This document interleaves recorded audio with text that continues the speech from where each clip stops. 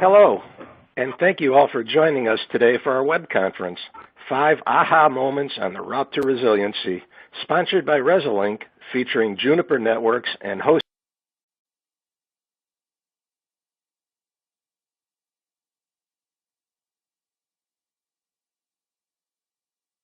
by Supply and Demand Chain Executive. I'm Barry Hochfelder, editor of Supply and Demand Chain Executive magazine. Our mission is to provide intelligence and decision-making information for executives and management professionals as they enable their supply and demand chains for competitive advantage. It's our pleasure as part of that mission to present today's web conference. Before we start, let me give you a brief overview of what you'll see. Slides will be appearing in your screen console, accompanied by live audio from our presenters, and those slides will update as they move through the presentation, just like a typical PowerPoint. We want this to be an interactive forum, and we've reserved time at the end of the presentation for Q&A. You can submit any questions you might have during the conference by using the question box area on your screen, and we'll try to answer as many as possible. We have a large number of attendees, so we may not be able to answer all of them today. The remainder, however, will be answered by email following the event. And please note also, we'll have an archived version of the seminar on the Supply and Demand Chain Executive website, www.sdcexec.com, about 24 hours from now. With more than 20,000 customers, the uninterrupted flow of its global supply chain is mission critical to building competitive advantage, brand, and shareholder value at Juniper Networks. Today, you'll learn about the 5 challenges and keys to rolling out a successful supply chain resiliency program from an executive perspective. You'll hear about Juniper's journey that began with making the business case and continues today with the ongoing institutionalization of risk management processes and enabling cloud and analytic technology. Our speakers today have much to share with you. Bindya Vakil is founder and CEO of Resiliency, a recognized thought leader in supply chain risk management. She's been a practitioner in high-tech supply chain management with companies including Flextronics, Cisco, and Broadcom. Bindya has a master's degree in supply chain management from MIT and an MBA in finance. Her concept of design for resiliency has been widely adapted as a best practice in the industry. Joe Carson is Vice President Global Operations Excellence at Juniper Networks. His career spans from small startups to large multinationals like GE, Bell & Howell, and now Juniper Networks. He has served in a variety of cross-functional assignments, including sales and marketing, before transitioning to supply chain leader roles, including Chief Procurement Officer at Lucent and VP Global Supply Chain at an emerging smart grid company focused on energy management. At Juniper, he brings his passion and knowledge to the areas of risk and compliance management, sustainable supply chains, corporate social responsibility, and most recently, defining and guiding operational excellence efforts within the worldwide operations team. And now, I'll turn it over to Bindya Vakil. Bindya? Thank you, Barry. Thank you for having us today here and for hosting the event. And thank you, everyone of you who are attending, for your time and attention to this topic this morning. We have a really good, very informative presentation planned here for you, and I'm really glad to have Joe Carson from Juniper speak about his journey in the area of supply chain resiliency over the last several years, focusing on the key concerns that made them want to get ahead of risks in their supply chain several years ago when they were getting started, and take a more proactive stance in managing risk across the board and effectively. I think what you'll really find from Joe's message is that regardless of where you are in your journey in this space, whether you're just starting out today and getting educated, or whether you're in the process of making the business case within your organization or taking your own program to the next level of maturity, I believe what you'll find is Joe's experience and his story will really help you in formative stages of your thought process and of helping you take your program to the next level. So thank you, Joe, and handing it off to you now. Great. Thank you very much, Bindya. Appreciate the opportunity to be with you guys here today, and thanks, Barry, for the introduction on Juniper. Just a bit more about Juniper. So Juniper is a large global business with customers all around the world, and we have some really large customers with huge expectations.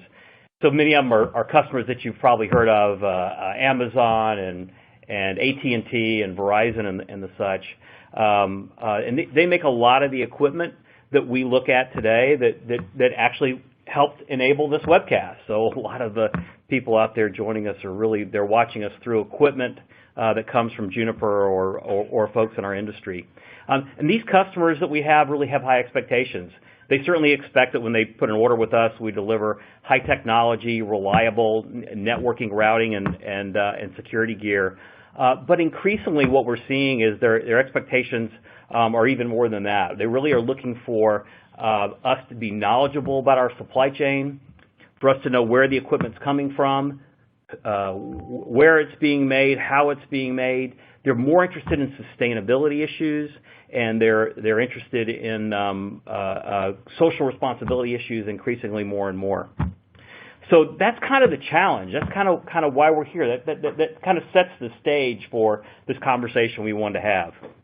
But the thing we're finding is that that's becoming increasingly difficult for us. It's one of the things we've kind of learned about that is the world's kind of changed and gotten a bit more difficult. In the olden days, it used to be that the way that it kind of worked in the manufacturing world is you had your headquarters and you had your factory that was right down the street, and the suppliers were all surrounding them. And that was kind of easy. You knew who was running your factory, and you knew who your suppliers were, and you kind of knew who was run and what the pieces were. And then we said, you know what? In an effort to really reduce cost, we've really got to find an alternative solution. And so we started to look at distributing our network out, where we had suppliers that were now feeding into the factory. We moved our factories offshore or at various places miles away. And that kind of added a degree of complexity that made our life a bit more difficult. But with that complexity, that caused another problem because, wow, with now that distance being set farther and farther away, we traded off kind of that cost reduction concept and that notion with an increase of risk. So yes, we got the benefits of being in perhaps a low-cost region, but now, wow, we're missing the details of what's happening between, here and our supply base. Could there be an event that disrupts our flow of supply? Who are the people who are working on third shift at that plant out there, and what are the details of going on with that? And all that's done in this backdrop of a global business and all the things going on. So let me give you a couple of examples. So certainly over this past week, I was just looking at a couple of the events that cross our desk, and we see things like typhoons that are happening through the world.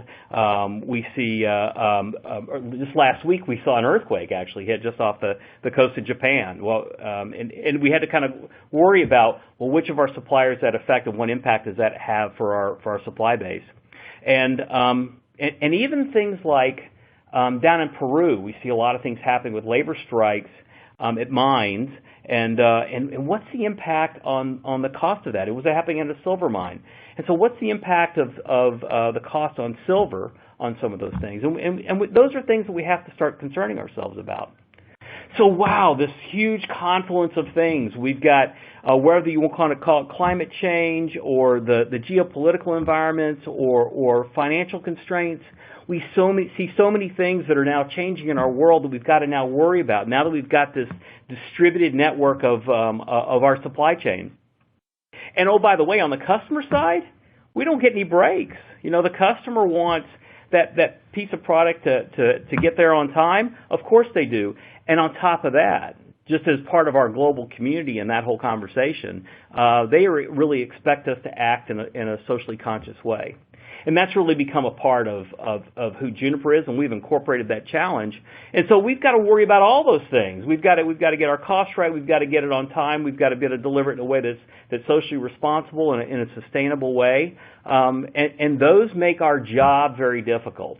And yeah, folks should be afraid, very afraid of that. That's absolutely one of our challenges.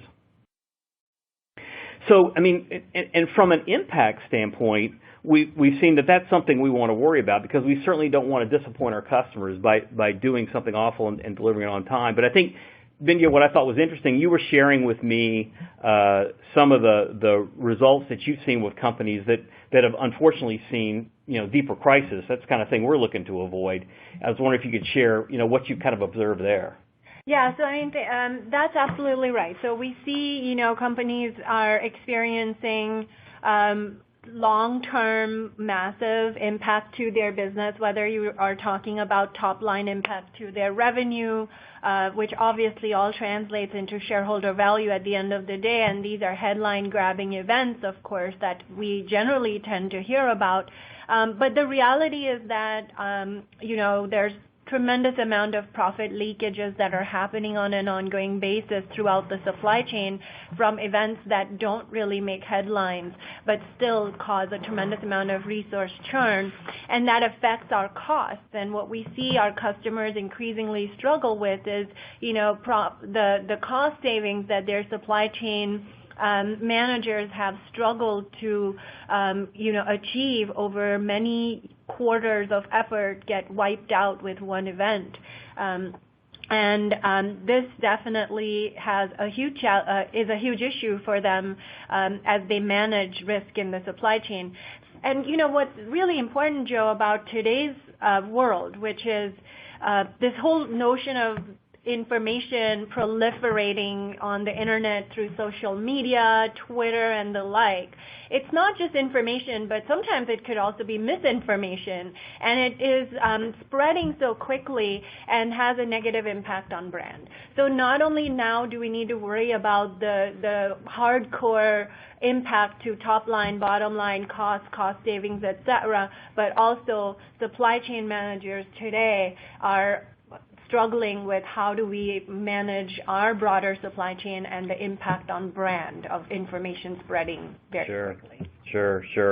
And that's one of the things that, of course, we wanted to make sure we're protected against. In fact, when you and I first started this conversation back now 3 years ago, that's kind of where we were. We knew, wow, if we didn't get started on doing something, our fear was our competitors would get there, and there may be the part or find an answer before we did. And so that was really something that bothered us. And we certainly, relative to the introduction I gave, felt in that we're right in that sweet spot of where we had to worry about things. We had moved a lot of our supply base, and a lot of that was offshore and distributed around the world. We certainly have a certainly complex one in terms of the number of suppliers we have, and those suppliers all have sites that help feed in, and that was an issue for us that we wanted to make sure we were concerned about.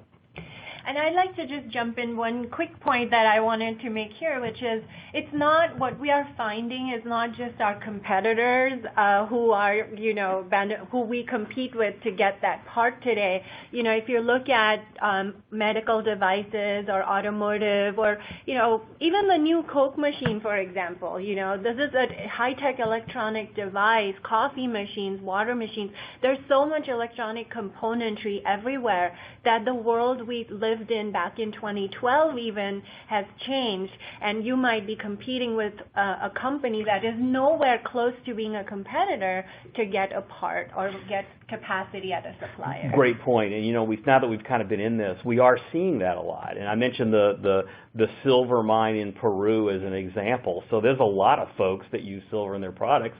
Certainly we're one of them, and we're competing with all of them for what might become a precious resource. Don't know what the impact's going to be. We're going to do that analysis, but that's a great example of something that we have to worry about.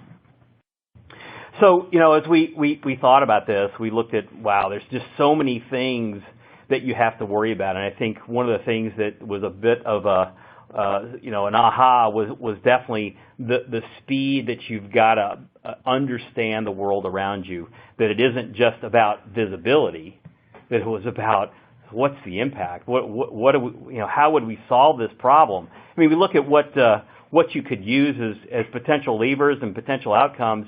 Okay, so you have something that happens. How are you going to react to that?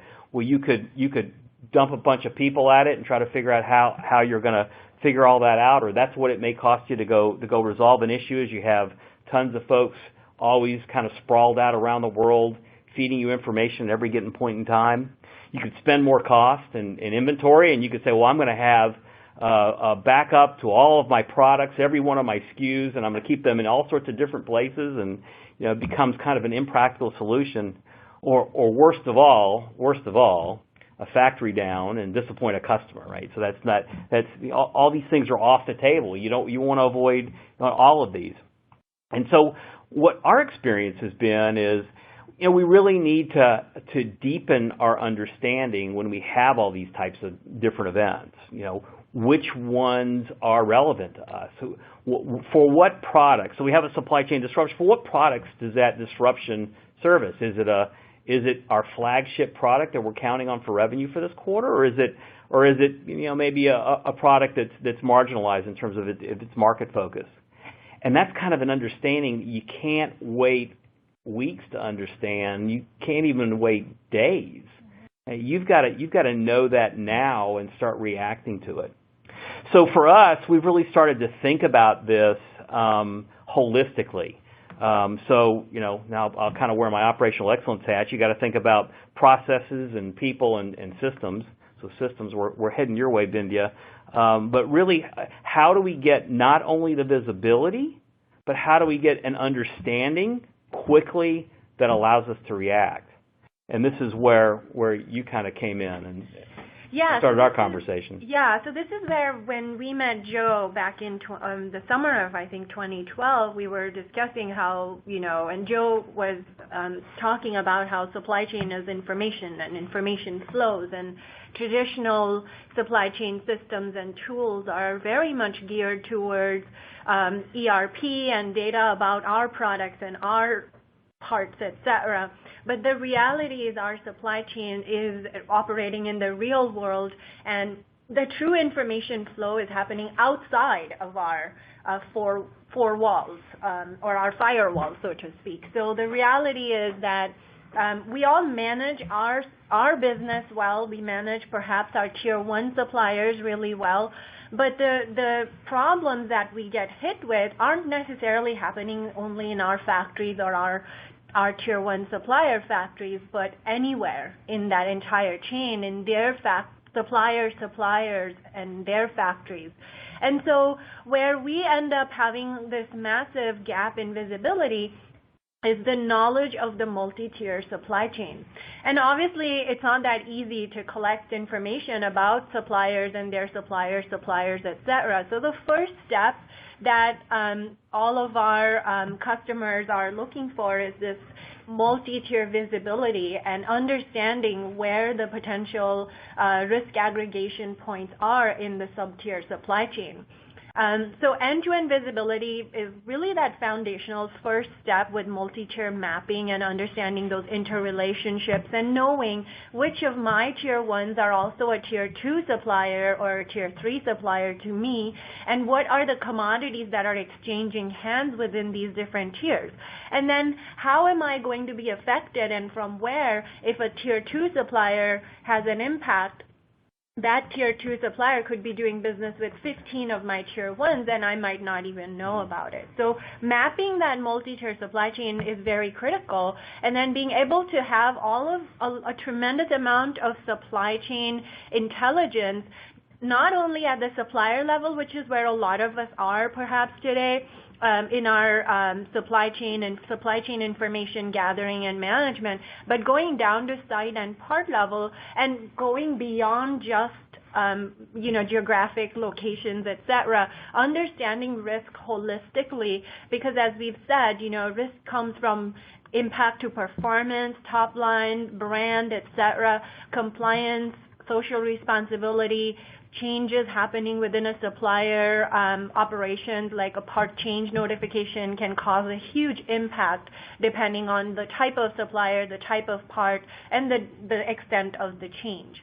So having information in all these different places, having it in a central repository that can be accessed and leveraged by multiple people within the company is really, really critical, because at the end of the day, this information not only needs to be leveraged and made available to the right people, but can become a huge asset when it comes to managing these problems in a proactive fashion before they even occur, understanding where the potential breakpoints are that are coming our way before they come. And then when things do happen, how can we, as Joe said, how can we respond effectively, in a coordinated fashion and swiftly? Because as we've discussed, our supply chain really is today beyond just us and our competitors.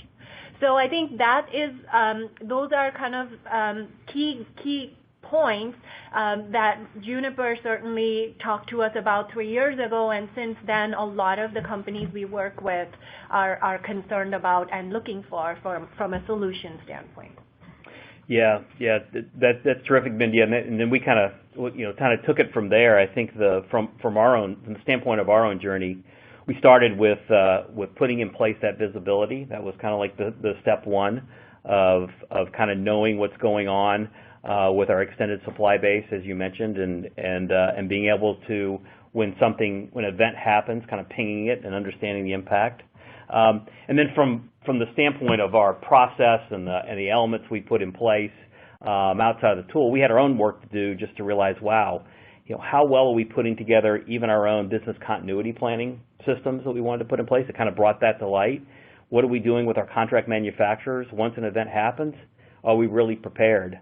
And it really became part of a risk mindset. And I think that's an important point that folks in the audience may just need to be aware of, is really thinking about the vulnerabilities. You like to think you're going to go react to something when it happens, but really thinking about when that day happens, are you prepared? And that's a conversation we had with our suppliers relative to business continuity planning. So, I want to know when you have a business continuity planning, not that you have a general idea of what you're going to do, but a very specific idea of what you're going to do. I want to know who's going to call me when there's an incident, right, and who I can call, and who are the team members, and I want to look them in the eye, and I want to know where that line's being moved to, et cetera.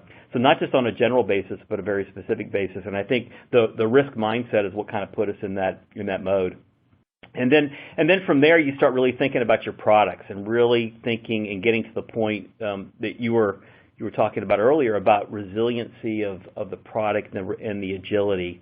And that's where we're really going through now, and we'll talk a little bit more about where we're heading, but really looking at the details of the components and the supply base that goes into each of our products, and looking at those mitigations and thinking from a risk perspective, how can we think about de-risking all of our products and delivering a level of certainty so that when we launch a product, we know what risk we're taking on and what the mitigations are and how we can best put those into place.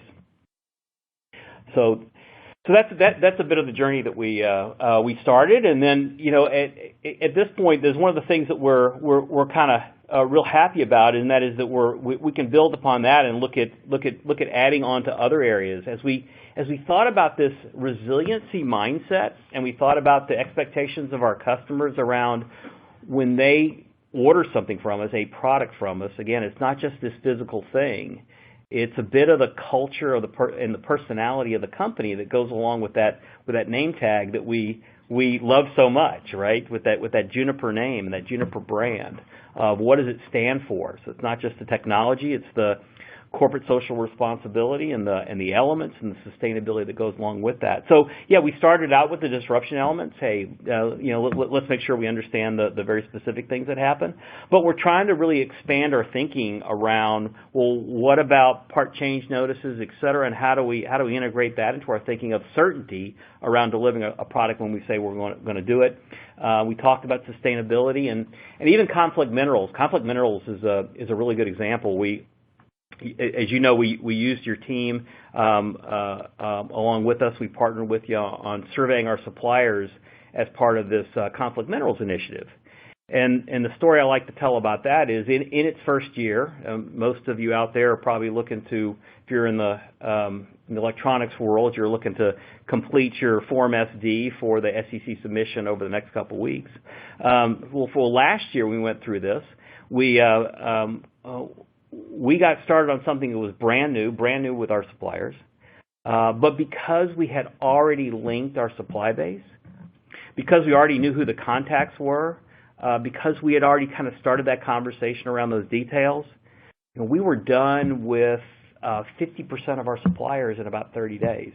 And of course, this was new to a lot of people. We ended up having to drag a lot over, but we were able to get responses from over 90% of our applicable supply base, which from the things that I've read was pretty good from the conflict minerals world. And I think it was because of this journey that we took along. It kind of came along as drafted along as a benefit.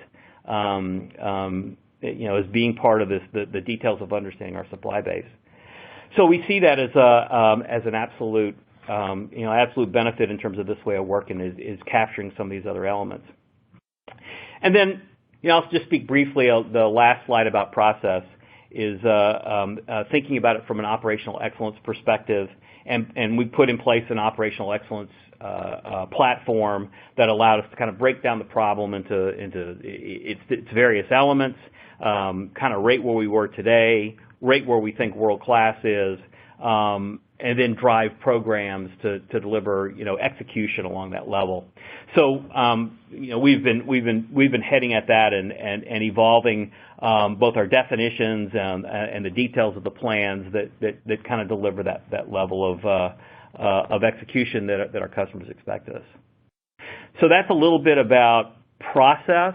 And the next thing people ask you about is people and the coordination with the team. This is certainly not a small team operation or a limited operation. I spoke before about the thinking, the risk management thinking, and again going back to my earlier slide.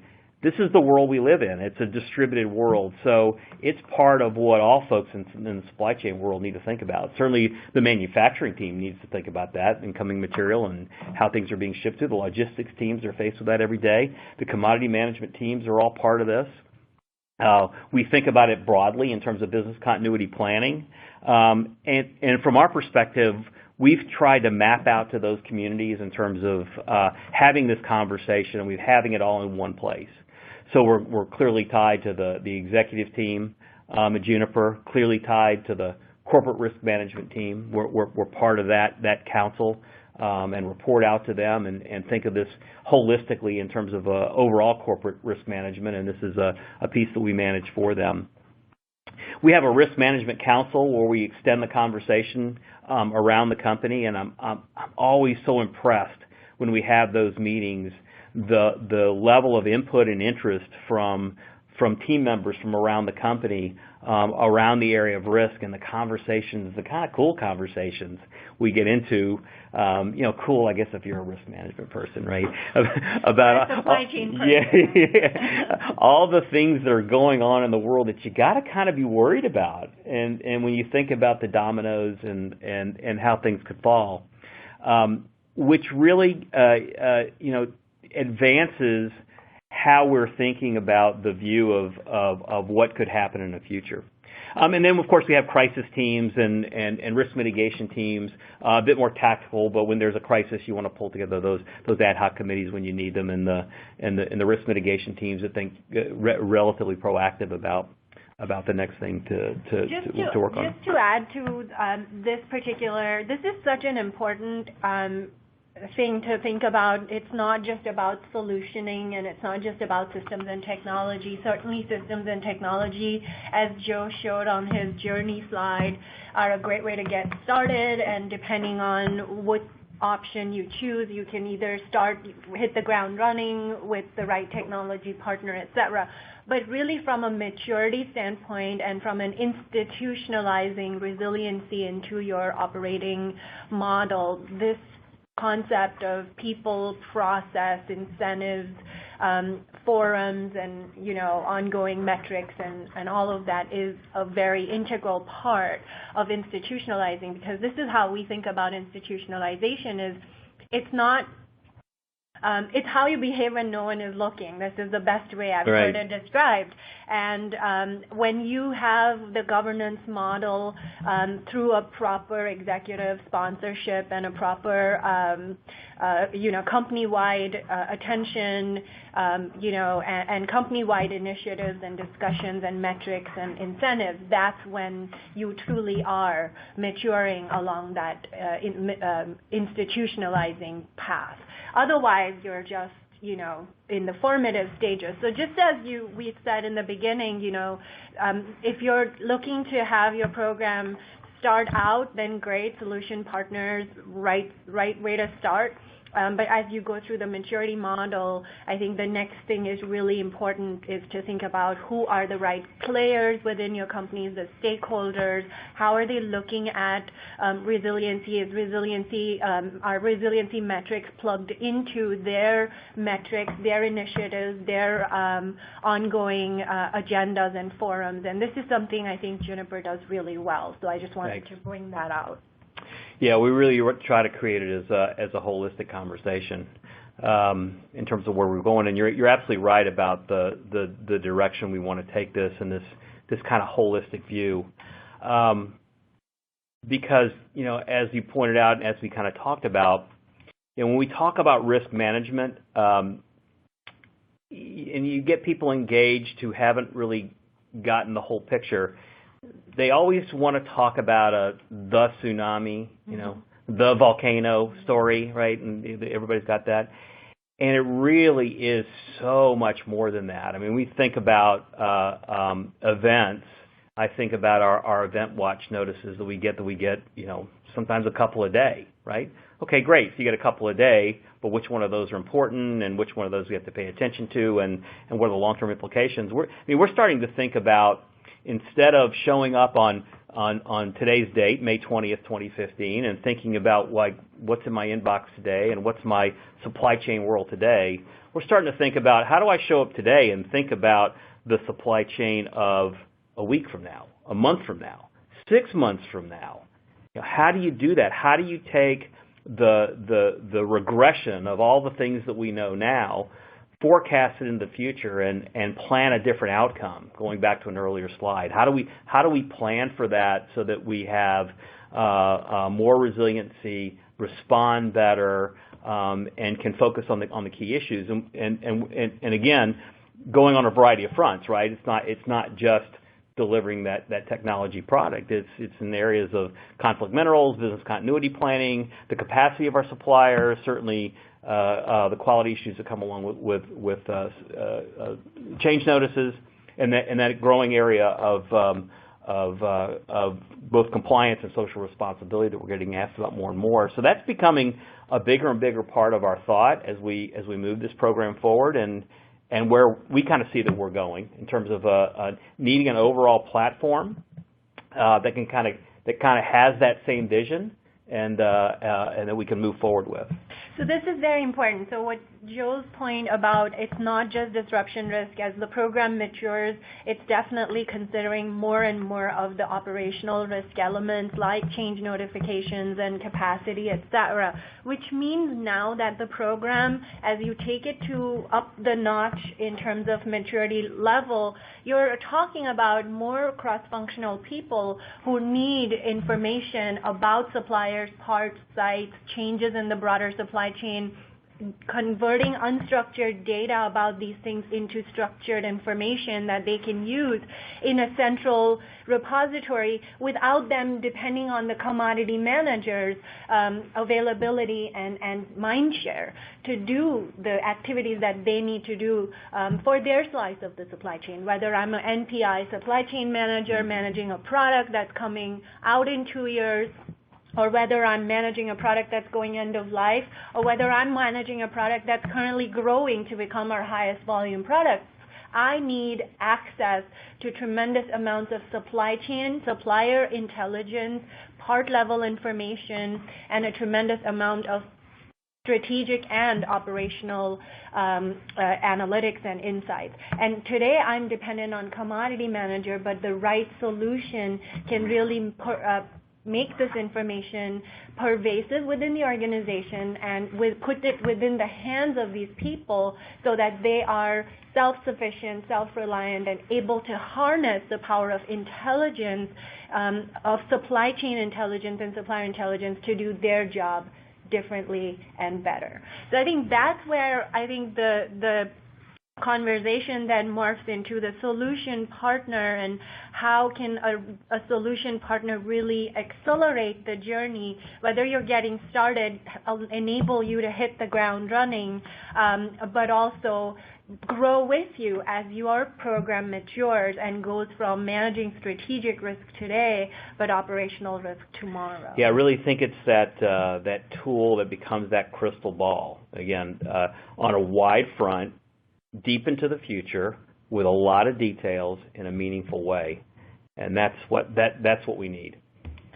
So I think without taking too much attention away from operations and supply chain and capabilities, we just want to introduce Resiliency to you today and just share our journey here and how we have been operating within this, enabling not only customers but also suppliers to realize the value of having a connected platform, a connected network.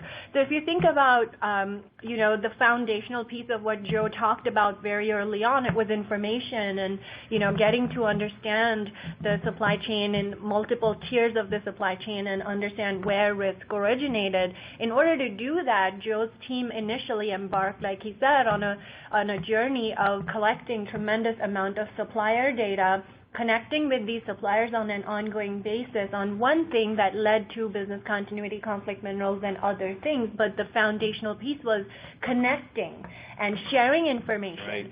So where Resiliency really helped solve that particular data collection problem is by developing what we call the LinkedIn for supply chain. So that means that suppliers who have already joined the Resiliency platform to share information about their global factories, their business continuity plans at a site level, identifying which parts are built where, capacity, etc., can now have one place where they can put all this and seamlessly share this with many customers.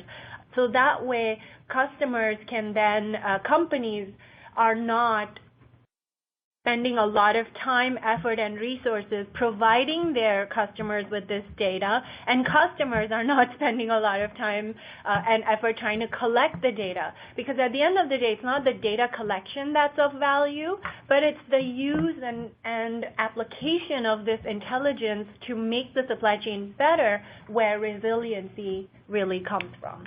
So, if you think about the Resiliency network, and this is just in the high-tech supply chain, we have gathered information for more than 15,000 suppliers worldwide, spanning more than 1 million parts, and we've mapped these 1 million parts to the sites that actually manufacture them. So for the most part, any of the, if your supply chain includes high-tech suppliers, chances are we've probably mapped 95% of your suppliers today already. Again, to give you a sense that your journey in supply chain resiliency doesn't have to start from scratch, that you could plug into a network that's already there and it's already created, waiting for you to leverage it. The other thing is around business case, and business case is really critical because, again, we talked about this earlier. It's about cost savings, it's about shareholder value and all of those things, which can sometimes not be as personal for supply chain people. Our metrics are hardcore ROI around cost savings, resource reductions, time to the inventory turns, the supply chain costs and things like that. So if you're at the stage today where you're trying to develop the ROI numbers or the business case numbers, there's a really great paper that you can leverage. It's from PwC, MIT, did this joint paper about the operational benefits of companies like Juniper who have that resilient, agile thinking within their supply chain, who've gone to a certain level of maturity, who are now performing far better than others who are either starting out or haven't done anything. And those metrics they have come out with are at the operational level. So this is something that I just wanted to share with you as a way to give you some resources that you can think of. The other thing is, again, on the solution side, obviously there are a lot of different solution players that we can always choose or review. The important thing is to think about, as Joe mentioned, what is the supply chain person looking for? We're looking for multi-tier visibility. We're looking for event monitoring. We're looking for solutions for proactive supply chain resiliency, which means a solution where commodity managers and other supply chain people can actually go and do something with this information, whether it's second sourcing or auditing the supplier, working with the supplier to improve, etc. So a solution that goes end to end is really critical in the sense that it does the LinkedIn, the data collection, the gathering of information, but more importantly, delivering all this wide stream of data to people within the supply chain who need it for the role that they're in, right? So it shouldn't be that they're just getting hit with vast data sets that they don't know how to use or do something with. So if that's if your thinking is right along the lines of where we have thought a best-in-class capability is, then this just helps you set Resilink apart, because we really have that entire spectrum of data collection all the way to proactive and responsive supply chain covered on our platform. So, finally, I think from we wanted to give the audience a little bit of time for Q&A, certainly. But, what we're finding is that certainly this is a capability, this is a topic or a school of thought that is no longer in the purview of the privileged, if you will. This is definitely something that any person, or any company, I should say, within the supply chain within the industry, who feels that their supply chain could perform better or be more resilient and wants to get started, can certainly today have options for how they would get started, what solution provider they would use, who has gone down this journey and learn from those people, benchmark with them. And that's what we call becoming mainstream. It's not just in the domain of the early adopters. This is definitely mainstream now, where the companies have already made the decision that they need to be doing something differently, either to compete, as Joe said, or because it's being driven out of their customer base, or it's being driven out of their senior leadership. So there's a competitive advantage out of resiliency, so people are really taking this seriously, taking opportunities to, or looking for opportunities to learn from people who have gone down this journey. So I would urge you to do the same. So there is in terms of some resources that might help you, we have earlier this year started the Global Supply Chain Resiliency Council, which is an industry group that is started by some of the leading companies in the world, as well as academia and very respected analysts and thought leaders in the world in the topic of supply chain resiliency. There are about 800 members on LinkedIn, so clearly, this is something that's catching fire, and would urge you to join the council.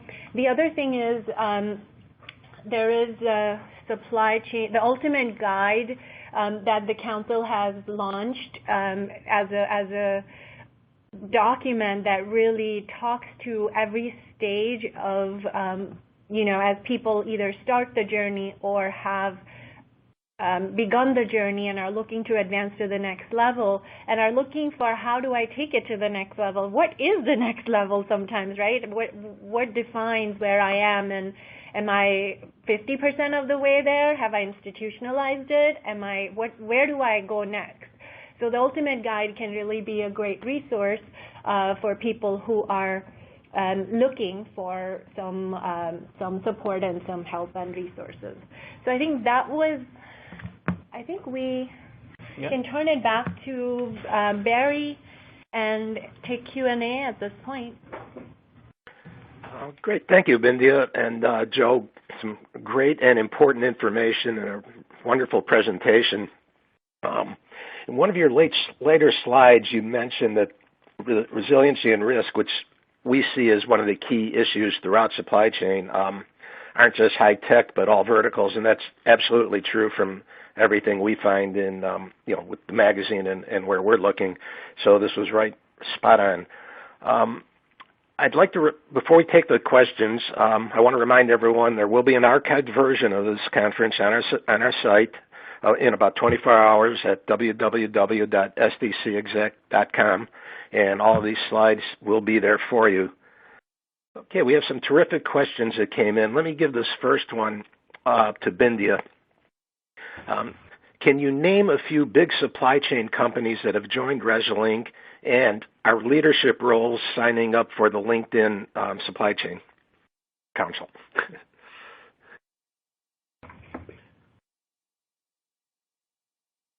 Sorry, can you repeat the question, Barry? Absolutely. Can you name a few big supply chain companies that have joined Resiliency and our leadership roles signing up for the LinkedIn Supply Council? Oh, yeah. So, yes, definitely. Some of the major customers from a Resiliency standpoint, companies like General Motors, Amgen, Juniper, of course, Western Digital. Yeah, don't forget us. But you know you're doing well when you can't list all your customers at the drop of a hat. But yeah, we definitely have some very well-known brand names in the world, as our customers. In terms of our leadership, is the leadership embracing this notion of the LinkedIn concept? I would say absolutely. In fact, the leadership really recognizes that they don't want their people to be thinking about spending time on collecting data. And not only that, procurement leaders, certainly like Joe, are worried that their suppliers might rise up in revolt if every company goes to their suppliers trying to collect information in a one-off way in separate, non-standardized ways and tools. When I was working at Broadcom, I saw we had a team of people who responded to customer surveys, and that was actually why we started Resiliency, was that we knew that there was a tremendous amount of waste in the process of collecting supplier information and a tremendous amount of opportunity to save cost and realize economies of scale. So we see that leadership definitely recognizes the power of the LinkedIn model for data collection, which streamlines the cost of data collection, results in resource efficiencies for suppliers, and also enables suppliers to refresh the information in a scalable way every few months. So, Joe, anything to add to that? Well, I would just add that I think a lot of folks on the call probably have been through change management exercises. This to me is the next big thing, and it's real. And how do you know it's real? You got to kind of start with thinking about it from the customer's perspective, which is kind of how we started this conversation. You definitely can see and understand a customer benefit. Customers want this. So the fact that it'll gain momentum and move through our supply base, we even have, proud to see that some of our suppliers have joined on as well. That it's a conversation we start with our supply base, and at first it's new, and at first it's why do we have to do this, and we go through the story and explain it, and we're their customer and what our customers expect of us. And then the leadership gets it and goes, wow, you're right. That is the world we're faced with today, and we've got to react to it. So, I mean, we get questions from our supply base, but we're seeing more and more acceptance and understanding of this is the new normal. Okay, great. This next question actually refers back to change management, which always crops up. How do I roll this up to my executive team? Do I bubble up key issues and trends? You want me to start with that one? Yeah, I'll sure. start it. I think from our perspective, it typically comes up, and I mentioned this before, when there is the event, the tsunami, the volcano, and then people say, why don't we have this in place? I think part of the point of this, webcast is to say, no, this is, if you don't, your competitors will. And it's what the expectation is of our customer base, going back to that point. So I would start making the case with your executive management about the world that you now live in and what those expectations are. I think I would start with your own customers and work back. I think the sales team would be a great resource, as they are for us. How would your customer feel if it turns out we didn't plan on, a typhoon? They wouldn't accept that. So I think that's a way to kind of look at that and start getting that education out there and setting that expectation. I think from our standpoint, and I get this question a lot in terms of ROI on this, if someone else's management team could see the general poise and way that we've kind of gotten to ourselves to a point where when there's an event, folks know what to do. We know what data to grab. We know what teams to pull together. They expect it. They expect an email. Sometimes it's on early in the morning. Sometimes it's on the weekend. But we have a methodology to kind of have this under control. And that, for the cost, and I'm not going to get into Bindia's world, not only the system, she'll have to tell you about that, but even the infrastructure that's needed, the team that's needed, it pales in comparison to your annual revenue. You got to look at your continuity of supply and your flow of material to your customers, and how much would you pay to be better at executing that on a more consistent and reliable basis. And I think this would fall underneath that window. And well worth it. Okay. Next one. What kind of teams do I need to have around all of this? Talking in terms of both size as well as interaction with different groups within the organization. Well, I think from our perspective, it really isn't a huge organization. We've been able to do this with a handful of resources. The tool does the work. The things that we don't have tons of people working on Excel spreadsheets. We have a fairly modest organization and leverage the global team for the thought processes and the inputs, and then have a modest, and if they're listening in, quite brilliant and hardworking team of folks who know how to take the data and analyze it and think about how to move it forward and know how to query the data and find future events and bring it forward. So, I think it's fairly modest. I think that's really the short answer. And I'll add to that really quickly, just provide some color around some of the other companies that we also interact and work with. So generally, what we see is, what we're seeing the trend as being is that generally risk and compliance are now starting to, within the supply chain world, risk and compliance are starting to come together under one person, sometimes maybe one person with one or two people reporting. So generally speaking, we see the executive sponsor appoint a director level person to overall lead this type of an initiative. Now that person may be doing other things, but has risk and compliance as part of their accountability for those two initiatives. And then generally there's a program management type of person who is working, with Resilink, becoming the super user of the system and interacting within the broader organization.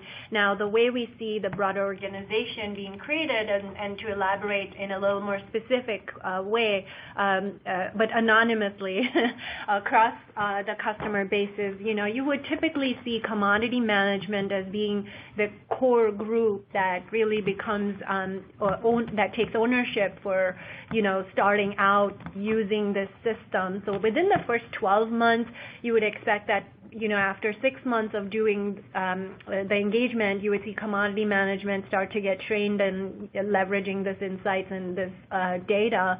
And then there's generally a core team, like if you have people interacting with design engineers within the supply chain, so in the business units, et cetera, then there would be maybe some usage coming out of an NPI supply chain team or a operational manufacturing operations team where they have issues and shortages and, allocation type situations to manage.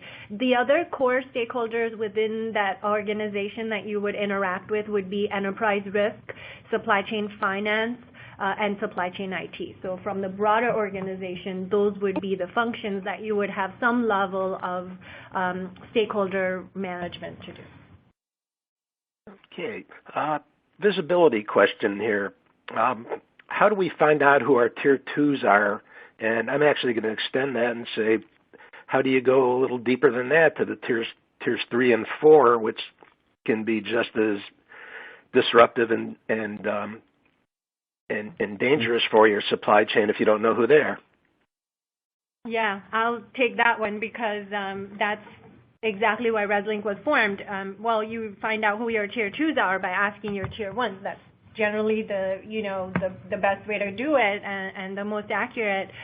What we do at Resilink, and this is why this whole LinkedIn concept becomes really powerful, is that think about it, you are not the only customer your supplier has. Your supplier is not unwilling to give you information about who the tier 2s are that they do business with or what type of materials they buy from them. But generally the classic mistake that a lot of companies make is they start to ask the supplier too much about the tier 2. And so that's where what Resilink has come up with is what works. What are suppliers comfortable sharing about who their tier 2s are and other information about their tier 2s that ends up being a successful and effective request rather than a brick wall of no way am I sharing that with you.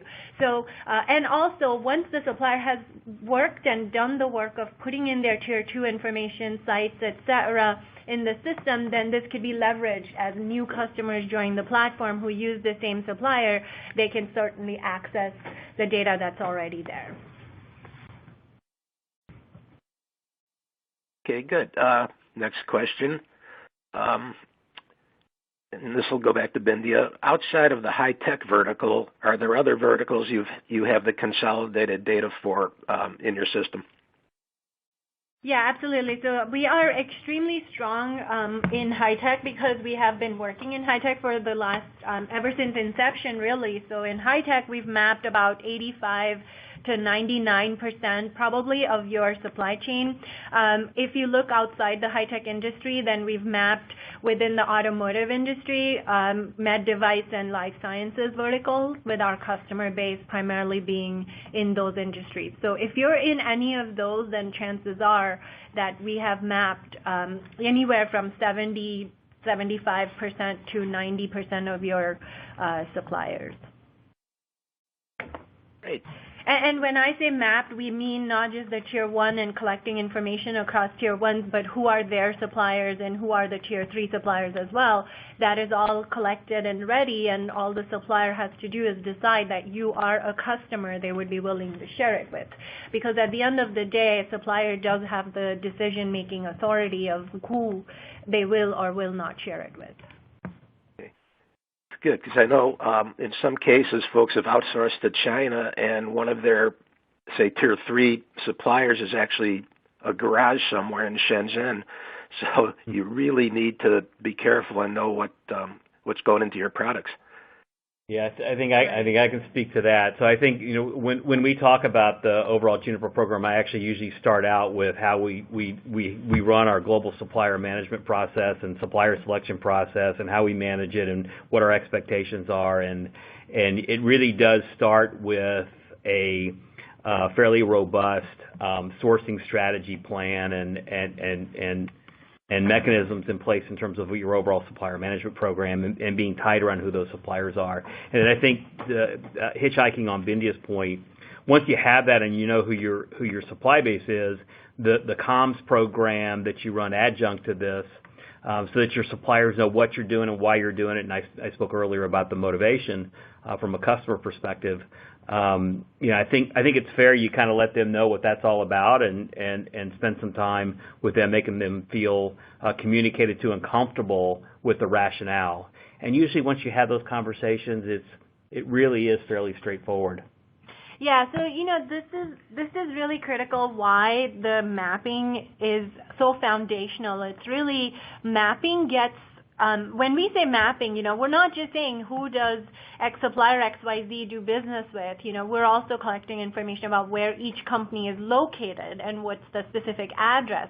And then as we go to as we broaden that, we're gathering information about, for instance, the CSR, the employee health and safety, sustainability, those types of child labor type of practices that they're following at a site level. So this is, again, goes back to if you have a supplier in a sub-tier who has a site in China, it's really operating out of the garage with a bunch of kids working there, then first step, identify that tier 3 supplier is in your supply chain. Second step, understand where they're located, the addresses, and then understand, do they have proper management systems, etc. But no, if you didn't know that site was there in your supply chain, you wouldn't know that this might be someone you need to go audit or pay more attention to, not only for business continuity and risk, but also for CSR types of issues. Okay, great. We're nearing the end, but let's try to squeeze in one or two more here because there's some great questions coming in. How do you ensure that suppliers maintain the data on who their suppliers are? Yeah, so this is, again, maintenance of the data is actually why the whole LinkedIn for supply chain really started was, you can force your suppliers with a tremendous amount of follow-up in the first 6 to 9 months to give you information, but then you have the information is dynamic, right, and things are changing constantly. So the first time the supplier responds, they're doing it because you're asking them to. But by the third time that by next year, what happens is three other customers have joined the Resiliency platform and have asked them for the same type of information. But now the supplier sees that there's tremendous efficiency because they didn't have to do all the work from scratch. They were able to build upon the work that was already done for customer one. So over time, what happens is with one data refresh, they have satisfied 20 customer requests.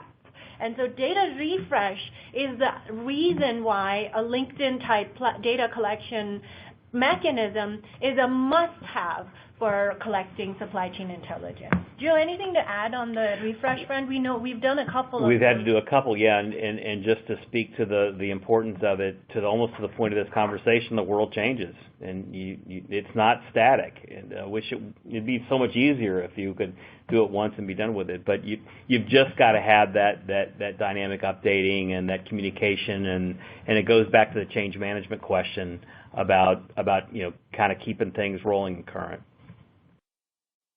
All right, great. I think that's going to be all the time we have for today.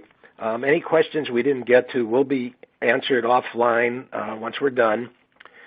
And now I'd like to thank our sponsor, Resilink, and our presenters, Ben Diavaco of Resilink and Joe Carson of Juniper Networks. And I'd like to thank all of you for attending. And this concludes our web conference. Goodbye. Thank you.